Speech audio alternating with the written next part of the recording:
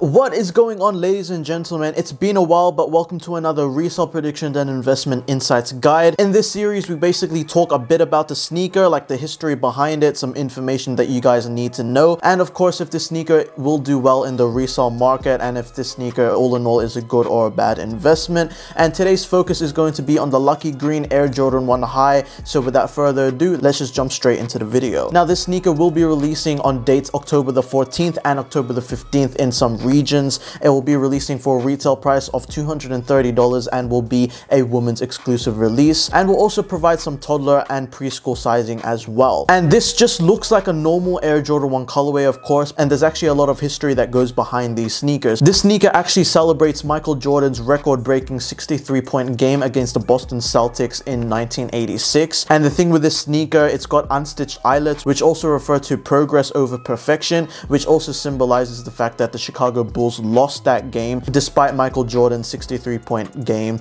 which is absolutely insane.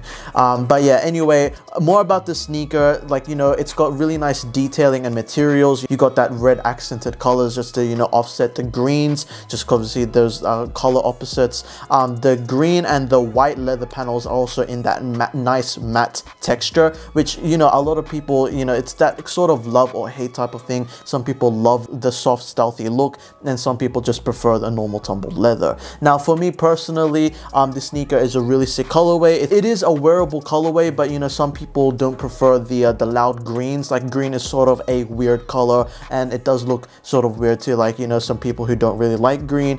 So it's not usually a universal Air Jordan 1 colorway where it can be worn with absolutely anything. But despite all this, I do think that it is a really good investment, because a lot of times on this channel I talk about when I talk about an Air Jordan 1, I talk about the colorway being super wearable, and if it's usually like a loud colorway that tends to, you know, put off some people that aren't sneakerheads or that aren't a fan of, you know, the colorways in favor of something else, like the upcoming Air Jordan 1 Mochas, that appeals to almost everybody due to the color scheme of the shoe. But obviously these, it's sort of like a loud leprechaun type of green, so it might put some people off, so make sure you consider that. But nevertheless, it is an Air Jordan 1, it is an Air Jordan 1 High, and it's very, very iconic, and it symbolizes, you know, a really important event in Michael Jordan's history and career. And I feel like these are going to appeal more to the OG sneakerheads, the people that were there, that appreciate Michael Jordan's legacy. So you might want to go to more of the larger sizes to invest in for these sneakers, just because you'll have those old OG collectors seeking these pairs to add to their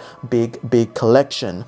It is a very iconic shoe, and I do appreciate the history behind it, you know, MJ the GOAT. But obviously any sizes will do well with these shoes, just because they are a very, very dope colorway, and you know, there's a lot of history behind it. And all in all, it is an Air Jordan 1 with a nice color blocking, really very, very similar to the Chicago color blocking, you know, with those white panels and the colored overlays as well. So that's pretty much an in-depth look about the sneaker, you know, the history behind it. Now let's talk resale predictions and where I see these sneakers going in the long term. Like I mentioned before, I like to use logic to back up my investment predictions. For these to be a very iconic sneaker, you know, to Michael Jordan's history, to the Chicago Bulls as well, the Boston Celtics, I do think that these are going to have that high retention value, and we'll see a very, very steady increase. Like, most of the time I always say that Air Jordan 1s, they usually just, like, you know, they're very stagnant for maybe a month or two, and then they start just shooting up, which is I do see these happening with these types of sneakers, but I do see them to have a faster increase, just because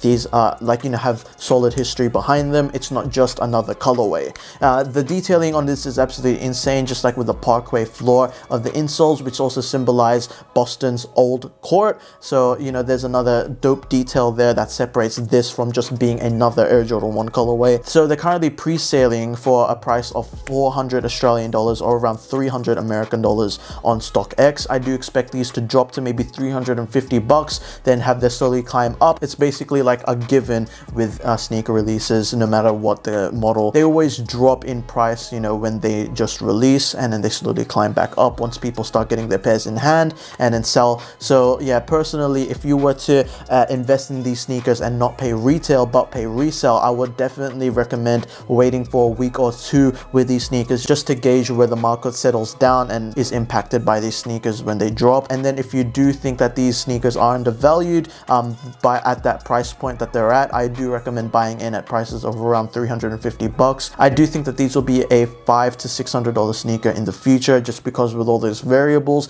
it might take a long time, but I do see those, you know, getting up there. But yeah, nevertheless, it is a dope colorway, super wearable, and I really like the history behind it. That pretty much wraps up this video. If you were to hold, I would personally hold for about 8 to 12 months just to get that nice return on investment and almost double your money. You will have to hold these for a pretty long time to even double your money, but I do see, like, you know, a nice percentage return when you do sell these sneakers. But that pretty much wraps up this video. Hope you all enjoyed and learned something new. Let me know down in the comment section below what you guys are thinking about the sneaker. I'll see you guys next time. Take care and peace.